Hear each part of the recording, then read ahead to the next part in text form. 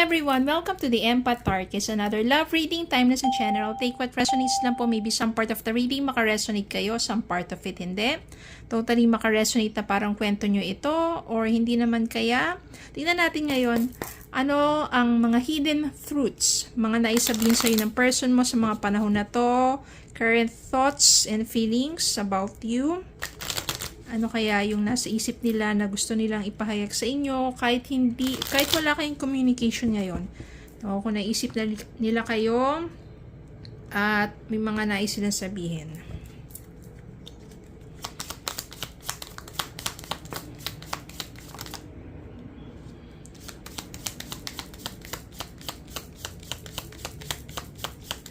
One more. Okay. I hope that you can forgive me one day. Ayan. Mapapatawad mo pa ba ang person mo? I remember every detail of that day. Ano ba yung that day na yon? That day na nag-away kayo, naghiwalay, or that day na mga masasayang araw pa. I regret lying to you. Ayan. Pinagsisisihan na niya na nagsinungaling siya sa'yo. Tignan natin ano pa yung mga current thoughts and feelings niya towards you sa mga panahon na to.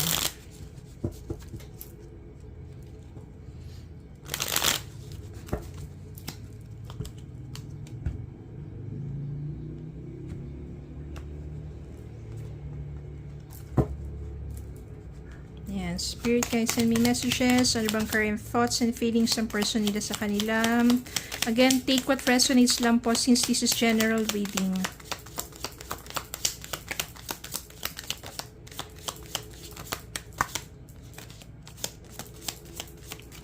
Unahin natin itong mga to.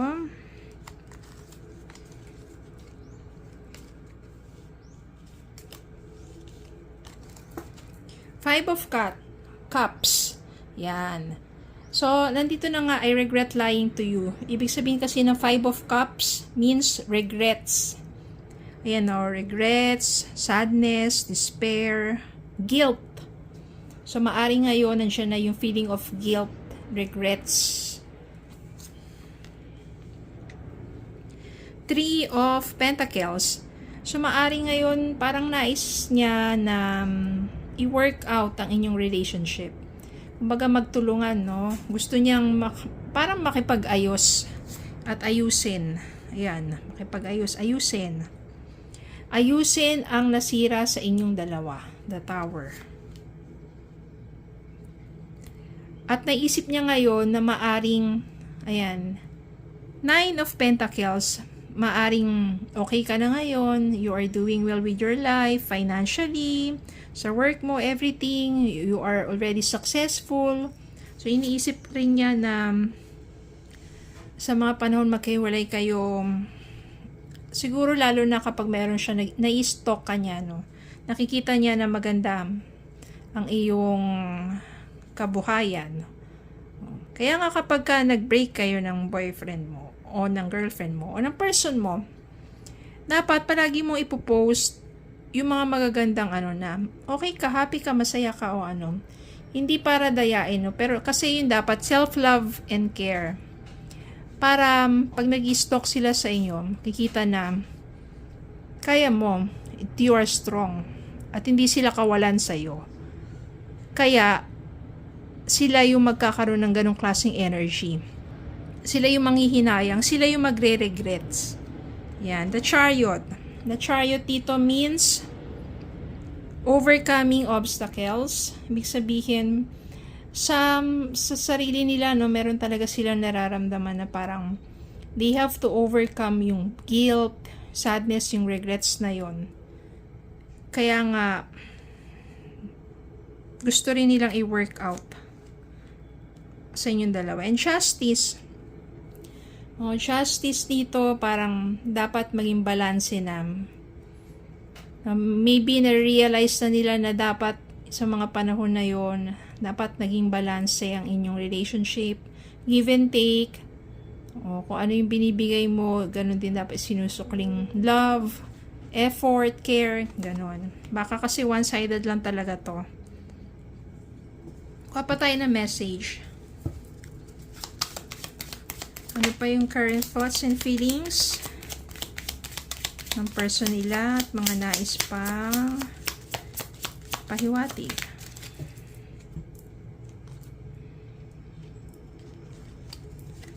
Seven of Swords. Ito talaga yun, ito talaga yung naging dahilan ng breakup ninyo. Deceit or lies. Kaya nga dito, I regret lying to you eh. Nasa ano na talaga niya, pinagsisisihan na niya talaga yung nagawa niyang pagsisinungaling sa'yo. And nandito si Ace of Swords, Three of Wands, at saka Knight of Swords. Gusto niya na palagi kanyang iniisip at gusto niya talaga na mag-reach out sa'yo. May mga plans na siya in the future. Siguro kapag dumating yung time na you can forgive that person. No, forward planning na to. At the same time, Ace of Swords. Parang nandiyan na yung clarity. Kasi nga meron ng guilt eh. Meron na ring ayan, regrets. Clarity, and also it is a new beginning to. New perception about relationship. Tsaka tungkol sa inyong dalawa. Mas naging clear na para sa kanya, siguro doon niya na-realize yung value mo sa buhay niya. Kaya, Ace of Swords. Yan. And, maybe iniisip niya rin na mag-reach out sa'yo. Palagi ka na nasa isip niya. Kaya, ayan, ang maaring karamihan sa inyo, yan ang energy ng person ninyo sa mga panahon na to. Kuha tayo ng love message. Meron pang isa, lagyan natin dito. Bottom of the deck, the Star. The Star, hopeful. No, parang nagiging hopeful siya na one day, kapag nag-reach out na siya sa'yo, ready ka na rin to forgive that person.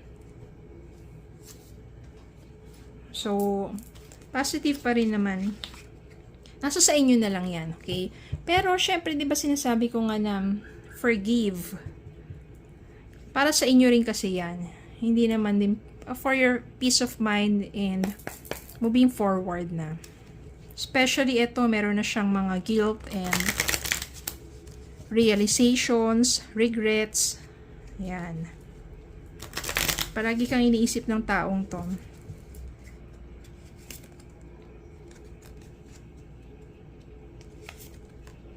Ito na nga, diba? Forgive and release. You are stronger when you carry love and forgiveness rather than anger. So, you have to forgive and release para mas magaan yung kalooban mo, diba? Hindi mo kailangan i-hold yan ng matagal. Yung mga sabihin mo kahit na, diba, very painful ang nagawa niya sa'yo, but you have to release it. You don't have to carry it. Forgiveness, nasa sayo na yan kasi. Forgive that person and accept that person back into your life, or forgive that person and move forward na. Okay, ang importante, you forgive. Itaas mo na kay Lord. Paubaya mo na sa Kanya yung pain na yon. Ito nga taong to, ayan o, meron na siyang realization, regrets, and nais na mag-reach out sa'yo to ask forgiveness, and hopeful na mapatawad mo siya, and to start anew. Okay, so this 2026, learn how to forgive and release that anger. Okay, so yun lang po. Maraming salamat po for watching. Please don't forget to like, share, comment, subscribe, follow on Facebook and YouTube. Have a good day po and God bless.